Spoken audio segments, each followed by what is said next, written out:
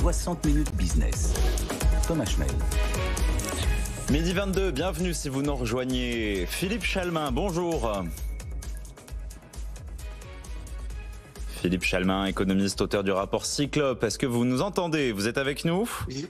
Je vous entends, oui. On vous entend parfaitement. Total Energy a publié des résultats stratosphériques sur l'ensemble de l'année 2021. Total a réalisé les plus importants résultats de son histoire, portés notamment par les prix du gaz et du pétrole. C'était attendu, mais ça reste quand même exceptionnel, Philippe. Oui, mais à la limite, c'est assez logique, puisque je n'ai pas le détail, bien entendu, pour l'instant, des comptes de Total, mais Total est un producteur à la fois de pétrole et de gaz. Il ne vous a pas échappé que les prix mondiaux du pétrole et du gaz ont fortement augmenté. Et par ailleurs, Total a une grosse activité de trading international. Et là aussi, à l'image d'ailleurs de la plupart des autres grandes firmes de trading, modèle Glencore, Trafigura, etc., les résultats sont excellents. Donc, ceci n'a rien de surprenant, et ceci d'ailleurs devrait réjouir tous les Français que d'avoir une entreprise de cette taille et aussi profitable qui travaille à partir du sol français. Il y a, comme vous le savez, un certain nombre d'esprits chagrins qui trouvent ces profits inadmissibles et qui veulent les taxer, c'est leur opinion.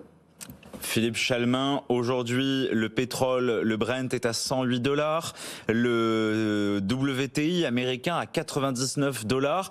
Est-ce qu'il faut s'attendre encore à ce que les prix du pétrole durent à des niveaux aussi élevés pendant longtemps? Les prix actuels, quand je les compare par exemple au prix du gaz naturel, les prix actuels sont quand même relativement raisonnables. On a à l'heure actuelle, comme vous l'avez dit, un très fort différentiel entre le brut américain et le Brent, qui est un petit peu le brut international, ce qui fait d'ailleurs que les États-Unis battent des records en termes d'exportation de pétrole, assez curieusement. Mais je dirais qu'on est autour de 100, $110 le baril. Ça n'a rien d'extraordinaire. Je vous rappelle qu'il suffit simplement de regarder ce qu'avaient été les prix sur la période 2010-2014. On était aux alentours de $120 le baril.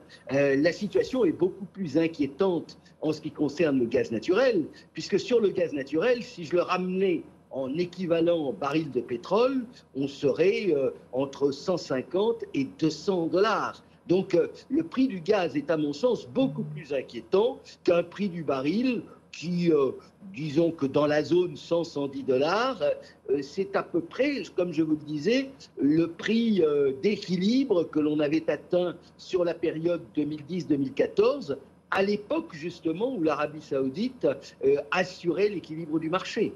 Alors justement, l'Arabie Saoudite, on le disait, sans vouloir critiquer les bons résultats de Total, puisque à des prix du baril élevés s'ajoutent aussi les marges de raffinage.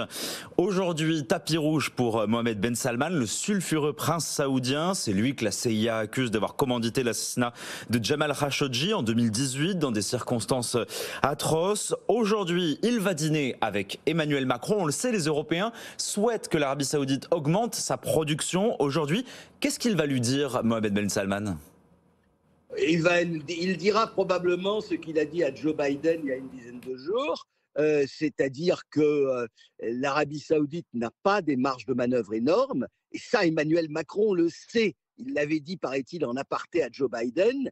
L'Arabie Saoudite n'a pas d'énormes marges de manœuvre, et d'autre part, comme ils sont engagés avec la Russie à ne pas remplacer les tonnages russes que la Russie pourrait éventuellement ne pas exporter, je pense qu'il n'y a pas grand-chose à attendre de la part de l'Arabie Saoudite, en dehors de quelques bonnes paroles. Mais à la limite, aujourd'hui, le problème, je le répète, n'est pas le pétrole.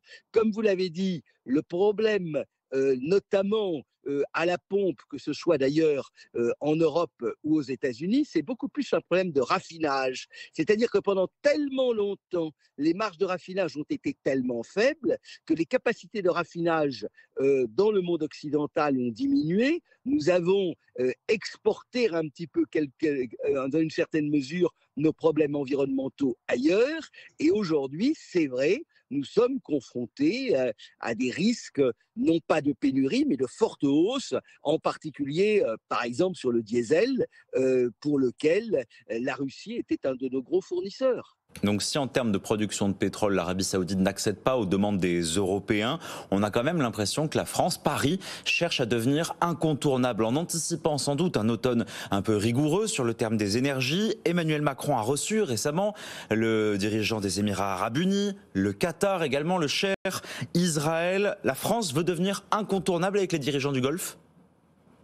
Disons que ça, nous sommes dans le champ de la réelle politique, donc de temps en temps, il faut se boucher le nez, mais il faut être réaliste, tout le monde le fait. Joe Biden est allé beaucoup plus loin en allant à Canossa et en rencontrant Mohammed bin Salman, auquel il n'a pas serré la main, mais enfin, c'était comme si c'était la même chose. Les États-Unis n'ont pas quand même, à l'heure actuelle, une diplomatie dans le Golfe d'une extraordinaire efficacité. Il est temps que d'une certaine manière, l'Europe gagne en indépendance. Et je crois qu'Emmanuel Macron a raison de recevoir à la fois le dirigeant des Émirats, celui d'Arabie Saoudite. Il parle non seulement au niveau de la France, mais au niveau de l'Europe. Et il faut, dans une certaine manière, arriver quand même à ce que ces pays du Golfe, non pas se détachent de la Russie, mais tiennent un petit peu mieux l'équilibre entre leurs intérêts, l'intérêt du marché du pétrole et pour l'instant, ce qui est leur alliance russe. La Russie, dans ce grand jeu auquel se livrent les puissances depuis pas mal de temps dans le Golfe arabo-persique, la Russie avait quand même très très bien joué et de ce point de vue-là, elle a quand même dans cette zone des pays qui sont presque plus des alliés qu'ils ne le sont aujourd'hui des États-Unis et de l'Occident. En un mot, aujourd'hui, à quel point les accords de l'OPEP lient l'Arabie Saoudite avec la Russie ? Les accords de l'OPEP, alors c'est ce qu'on appelle OPEP+, c'est-à-dire les pays membres de l'OPEP, et puis une dizaine de pays qui sont de près ou de loin les alliés de la Russie. Ils ont pris des engagements, ils ont d'ailleurs décidé sur juillet et août d'augmenter leur quota de production, et donc en toute logique, le marché du pétrole aujourd'hui est plutôt bien approvisionné.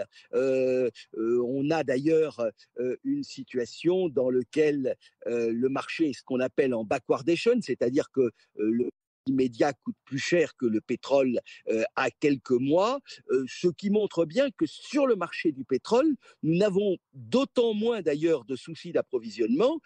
Il y a quand même quelque chose auquel nous sommes tous confrontés, c'est le risque d'une récession. Le FMI a publié hier des prévisions en baisse relativement quant à la croissance de l'économie mondiale. Et il faut bien se rendre compte que si la croissance de l'économie mondiale est plus faible, si même nous avons une récession aux États-Unis, en Europe, etc., ceci se retrouvera dans la consommation d'énergie, donc dans la demande de pétrole. Et c'est probablement ça qui risque de peser sur le marché du pétrole dans les mois à venir. Philippe Chalmin, économiste, auteur du rapport Cyclope, merci d'être intervenu sur BFM Business.